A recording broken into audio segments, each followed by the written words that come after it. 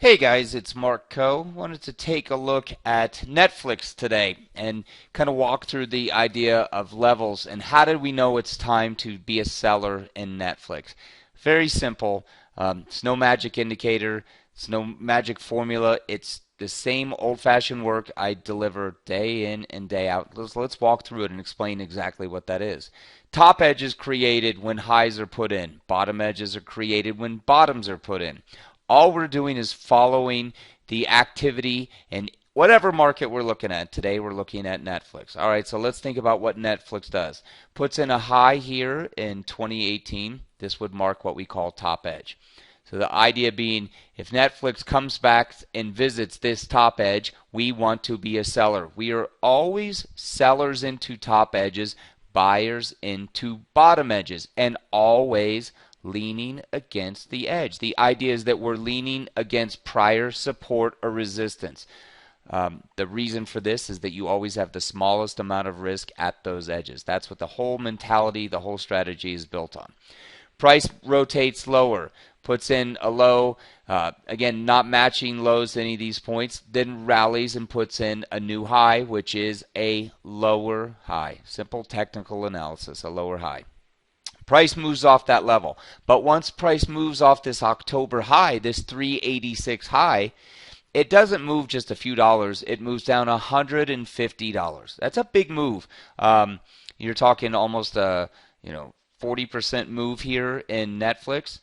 So we're marking it much like we did this high. And the idea is the same. If price moves back to this all-time high, this 423, we're sellers. If price moves back to this 386, we're sellers. And again, always with the idea that we're sellers into this little box. Now, this box in Netflix is 374 to about 387, $13. It's about a 4% price move inside this box. That's pretty tight risk for a $380 stock. Now, the idea being, what do markets like to do? Trade back to these levels. And it repeats the process.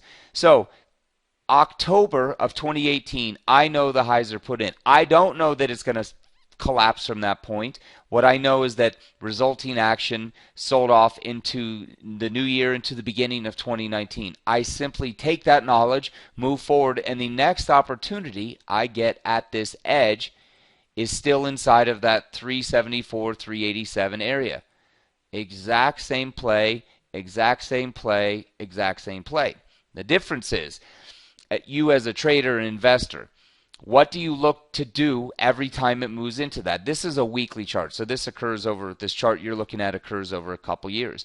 Most shorter term traders are not looking at multiple year charts. They're looking at something in the shorter term. The exact same move, however, on a shorter time frame, right? So now it's just a 4-hour look. It's the exact same level, 374 to 387.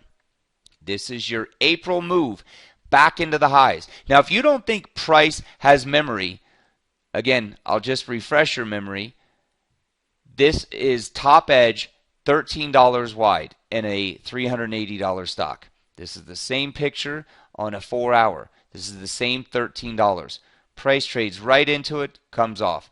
Right into it, comes off. And what that means is every time price trades in here, it is being met with sell pressure at the exact same points. So think about how tight your risk can be when you are given those exact points to deal.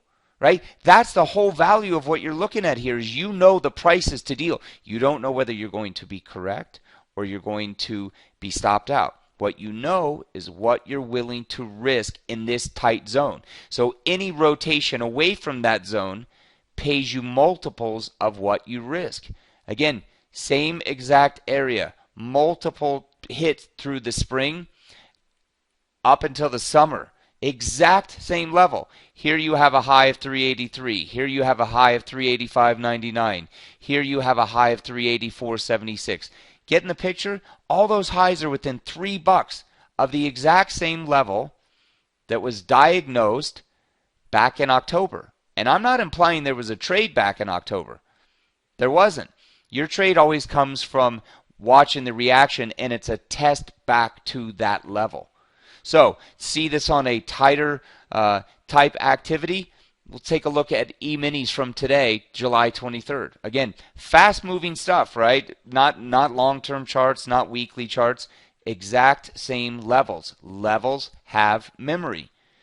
So these are overnight levels, weekly levels. Sorry, the levels that have hit the last couple days. This is the acceleration late Asia, early Europe on Tuesday morning, July 23rd, rotates from 29.90 up to 30.01. Not a massive move, but on a per contract move in the E-minis, you're talking a $500 move from this exact level. And again, where did the level come from? It came from the most recent breakdown. That's where it came from. So again, ask yourself this question. Am I using an indicator, something that somebody sold me a bill of goods, because we know they all work, and I'm saying that with a little sarcasm. The point I'm trying to make is everything you need is right in front of your face. It's prior market activity and understanding how to position against the levels. It's why you're able to operate so tightly against those levels. You're simply trying to determine who's in control of the market at that point, how do I want to establish my risk, and what am I willing to risk, right? And great setups today. Sell side right at 30.01. 30.01 rotates to 29.90s. 29.90 again rotates not massively, but close to 20 points. Again, from a level you had pegged early in the U.S. session. So anyway, I hope you guys had a great Tuesday. Hope you're keeping up with the levels, and chat with you soon. Cheers.